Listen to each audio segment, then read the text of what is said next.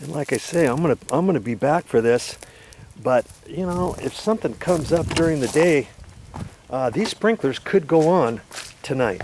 And so I'm gonna go back in the garage and I'm gonna turn the system off just for the sake of it, right? I don't want that shooting up later on if I don't have a chance to get back in here later today.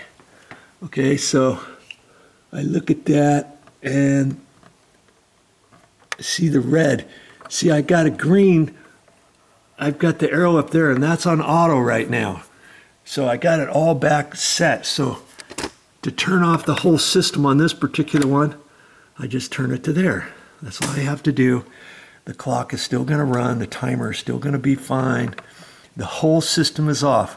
Until I get back, I can turn this back on, because I don't know if I'm going to have enough time to get this done today, this afternoon. I was hoping it was just going to be something easy, but as you saw, not the case. But that's not going to stop me from fixing it for Mother. I'll get her. I almost forgot to show you this. You were probably wanting to see this coupling on here. I'm just going to cut this 1/8" tubing or whatever. We'll see what this looks like, so you will know, get a better understanding of what I was trying to tell you. On this other end of this pipe, or this coupling, is down inside that pipe. That's why I don't want to push it in. Look at that. It's so brittle. It's inside of here now. Oh, crikeys. Jiminy Cricket.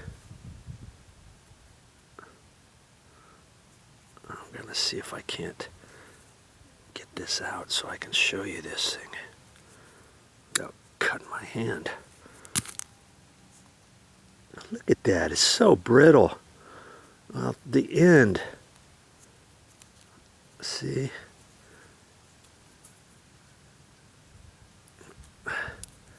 Here, that was the end. See? That part right there is that coupling. And that other half of that is down inside that pipe. That's why that little piece, if that gets in the line, it's going to clog something else up. And I know it's still sitting there, okay? And so that's why I'm going to be cutting it out. I've got to get a coupling. And you know what? I probably should cut that out first. Last time I had to do a repair for Mother, I had a main drip line like this that I had to cut out. I might as well do that now, because I can double check it. The other one in the front yard was 5/8 tubing.